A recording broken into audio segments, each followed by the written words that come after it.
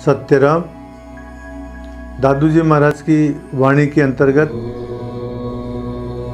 आंतरिक पूजा किस प्रकार से की जाती है, इस विषय के अंदर सोंज मंत्र का उल्लेख दादू जी महाराज ने किया है। आजकल हम उस सोंज मंत्र के बारे में विचार कर रहे हैं। उस सोंज मंत्र के अंतर्गत अब तक सत्यराम, आत्मा वैष्णव, सुबुद्धि भूमि, संतोष स्थान, मूल मंत्र, मनमाला, गुरु तिलक, सत्य संयम, शील सुच्चा, ध्यान धोती, काया कलश, प्रेम जल, मनसा मंदिर, निरंजन देव, आत्मा पाती, पुहु प्रीति, चेतना चंदन, नवदा नाम, भाव पूजा, मति पात्र, सहज समर्पण, शब्द घंटा, आनंद आरती, दया प्रसाद, अनन्य एकदशा, तीर्थ सत्संग, दान उपदेश, व्रत सुमरण और खटगुण ज्ञान। यहाँ तक हम विचार कर चुके हैं। इससे आगे दादू जी महाराज बताते हैं अजप्पा जाप। कोई अनुष्ठान वगैरह करते हैं, वहाँ पंडित लोग जाप भी करते हैं। तो वो जाप क्या है? तो दादू जी महाराज ने कहा कि अजप्पा ही जाप है। अजप्पा जाप का से तात्पर्य क्या है? इसको ऐसा समझो, न जप्यते, प्रयत्न पूर्वक जपा नहीं जाए, न उच्चार्यते, न उसका उच्चारण किया जाए, अपितु श्वास प्रश्वासयोर गमनागमनाभ्याम स्वयमेव संपाद्यते इति जपा। श्वास और प्रश्वास के द्वारा अपने आप ही जिसका उच्चारण होवे महाराज, वो अजप्पा कहलाता है। प्रयत्न पूर्वक के नहीं जपा जाए, प्रयत्न पूर्वक उच्चारण नहीं किया जाए, बल्कि अपने आप ही जिसका उच्चारण होवे वो क्या कहलाता है? अजप्पा कहलाता है। न जप्यते नोच्चार्यते अपितु श्वास प्रश्वासयोर गमनागमनाभ्याम स्वयमेव संपाद्यते इति अजप्पा। इसको अजप्पा कहते हैं। रज्जब जी महाराज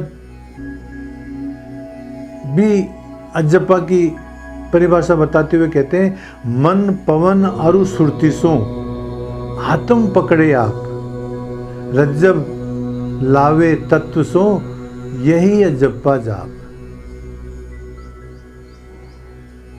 मन पवन और सुरति सो आत्म पकड़े आप। मन पवन और सुरति से आत्मा को पकड़ा जाए।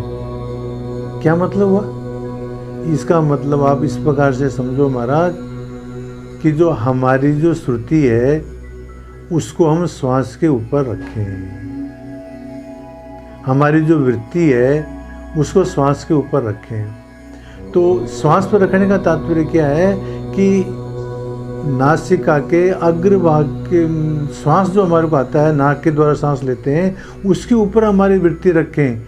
मतलब हमारे दाहिने नथुने से श्वास आ रहा है, बाएं नथुने से श्वास आ रहा है, श्वास लंबा आ रहा है, श्वास छोटा आ रहा है, श्वास गर्म आ रहा है, श्वास ठंडा आ रहा है। वो हमारा जो श्वास है वो होठ के अग्रभाग को छू रहा है या मध्य भाग को छू रहा है। इस प्रकार से ध्यान पूर्वक वृत्ति के द्वारा देखना, यही क्या है? मन पवन और श्रुति सो आत्म पकड़े आप है। इस प्रकार से यदि हम करेंगे ना तो हमारा मन जो है वो निश्चल हो जाएगा। इसी बात को दादू जी महाराज ने भी अपनी वाणी के अंदर दूसरे शब्दों में इस प्रकार से कहा है कि मन पवना गह सुरति सो दादू पावे स्वाद।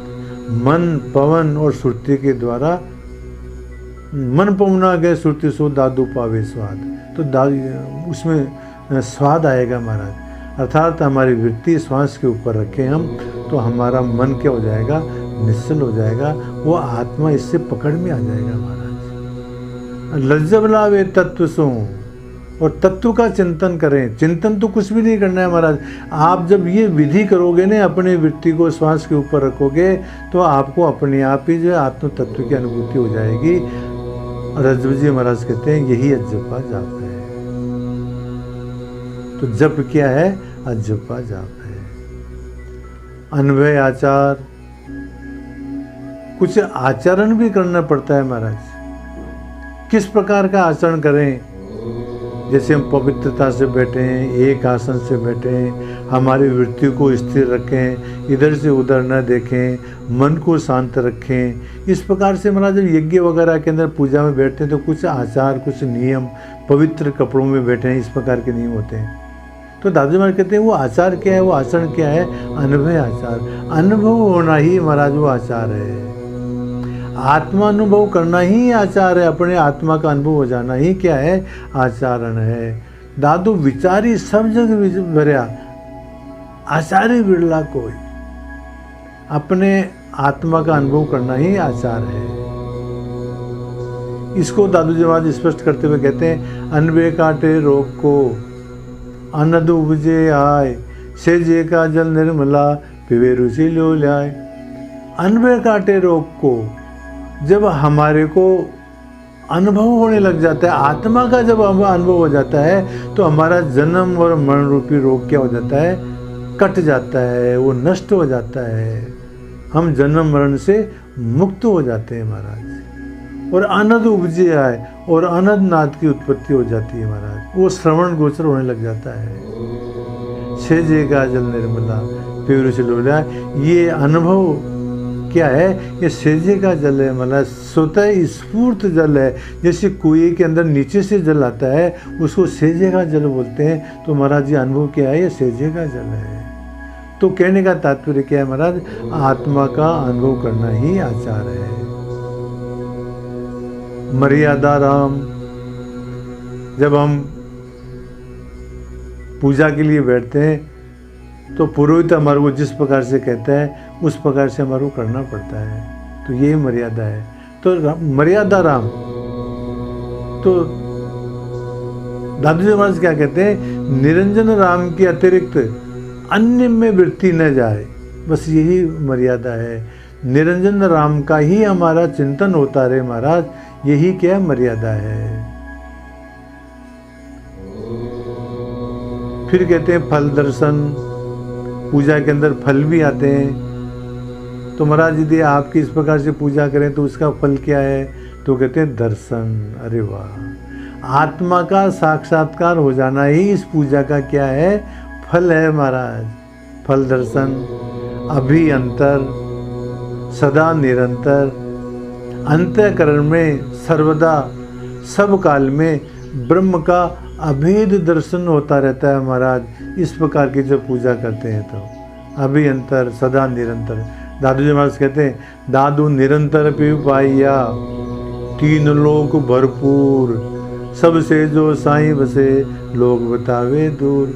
दादू जी महाराज कहते हैं हमारे को तो अंतराय रहित परमेश्वर हमेशा ही दिखाई दे रहा है। वो तीनों लोकों के अंदर भरपूर है महाराज।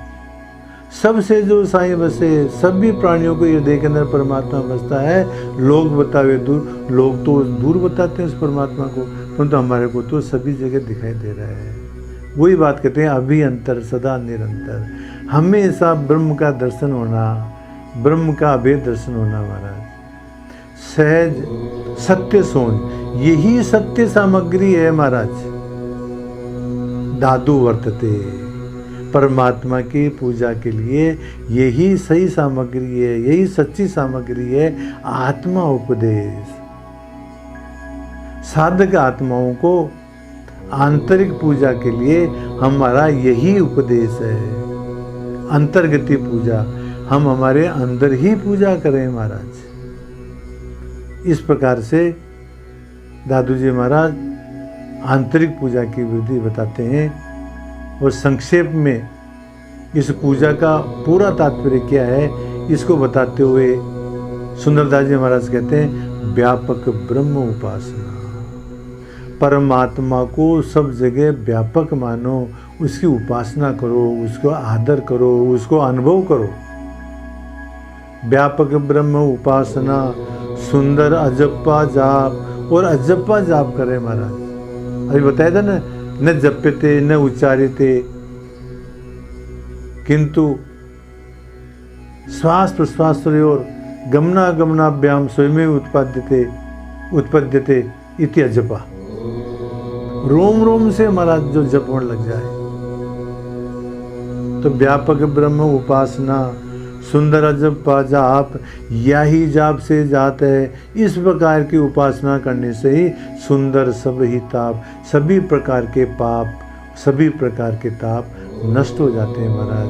हमारे को सुख और शांति मिलती है महाराज। इस प्रकार से जो निर्गुण निराकार के उपासक हैं उनके लिए दादू जी महाराज ने ये सोंज मंत्र बताया है, ये आंतरिक सामग्री बताई है। तो निर्गुण निराकार के साधकों को इस सामग्री के द्वारा इसी प्रकार जिस प्रकार से दादू जी महाराज ने उपदेश दिया है उस निरंजन राम की उपासना करनी चाहिए। सत्य राम।